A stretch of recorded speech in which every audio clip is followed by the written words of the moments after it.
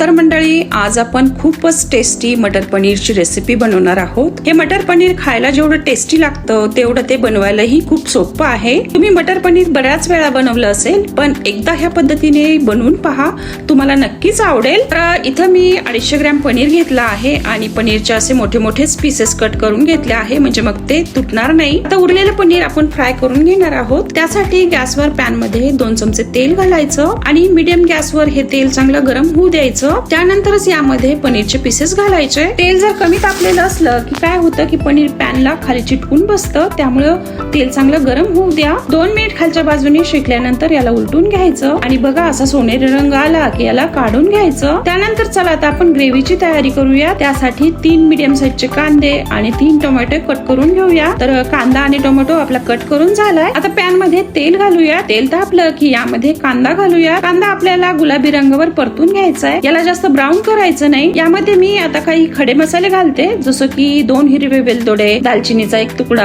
आणि 1 तमालपत्र। कांद्याबरोबरच यालाही चांगलं परतून घ्यायचं। कांदा असा हलकासा गुलाबी झाला की यामध्ये आलं लसूण आणि हिरवी मिरची घालून याला चांगलं परतून घ्यायचं। त्यानंतर अर्धा काजू आणि बारीक कापलेले टोमॅटो घालून याला चांगलं परतून घ्यायचं। लगेचच यावर मीठ घाला, म्हणजे मग टोमॅटो लवकर शिजले जातील। टोमॅटो चांगले लाल बुंद बघून घ्यायचे, म्हणजे मग ग्रेव्हीला पण छान लाल चुटूक रंग येतो। टोमॅटो थोडे परतल्यानंतर यामध्ये अर्धी वाटी पाणी घालायचं आणि झाकण लावून याला शिजू द्यायचं। गॅसची फ्लेम मिडियमच ठेवायची। 3-4 मिनिटांनंतर बघू शकता यातलं सगळं पाणी आटलं आहे आणि कांदा आणि टोमॅटो चांगला शिजला आहे। आता काय करायचं, यातले खडे मसाले काढून टाकायचे। यांचा फ्लेवर आपल्याला इतपतच पाहिजे होता। आता गॅस बंद करून याला जरा थंड होऊ द्यायचं। थंड झाल्यानंतर याला मिक्सरवर चांगलं बारीक वाटून घ्यायचं। वाटताना यामध्ये पाणी घालायचं नाही, टोमॅटोच्या मॉइश्चर मध्येच हे चांगलं बारीक वाटलं जातं। तर बघा अशी छान स्मूथ पेस्ट आपली तयार झालीये। चला आता ग्रेव्ही बनवूया। कढईमध्ये 1 मोठा चमचा तेल घालूया। तेल हलकसं गरम झालं की 1 चमचा जिरे आणि 2 चमचे काश्मीरी लाल मिरची पावडर घालायची। गॅसची फ्लेम अगदी बारीक ठेवा, म्हणजे मग हे करपणार नाही। लगेचच यामध्ये वाटलेला मसाला घाला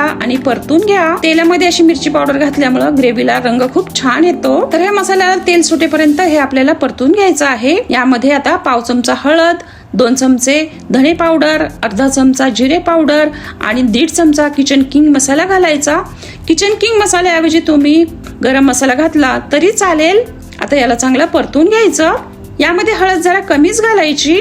त्यानंतर आता यामध्ये थोडं पाणी घालायचं आणि हे मिक्स करायचं।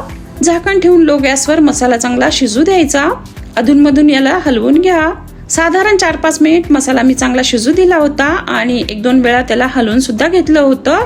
तर बघा मसाल्याला चांगलं तेल सुटलंय।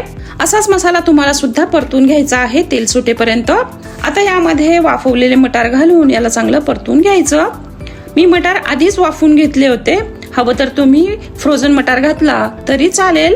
मसाल्यात मटार चांगला परतून झाल्यानंतर आता यामध्ये गरम पाणी घालूयात आणि मिक्स करून घेऊयात। तुम्हाला ग्रेव्ही कितपत पातळ हवी त्यानुसार पाणी घाला। मला ही ग्रेव्ही खूपच घट्ट वाटतीये, म्हणून मी यामध्ये अजून पाणी घातलंय। आता चवीनुसार मीठ आणि 1 चमचा साखर घालूयात। कसुरी मेथी अशी हातावर कुस्करून घालायची आणि मिक्स करायची। तर आपला मटर पनीर तयार झालाय। शेवटी आता 1 चमचा बटर घालायचं, म्हणजे मग एकदम हॉटेल सारखी चव येते।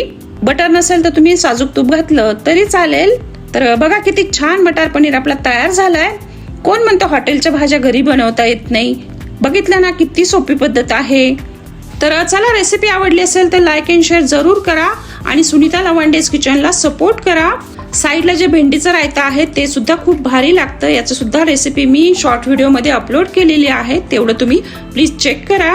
तर चला भेटूयात पुढच्या रेसिपी मध्ये। तोपर्यंत धन्यवाद।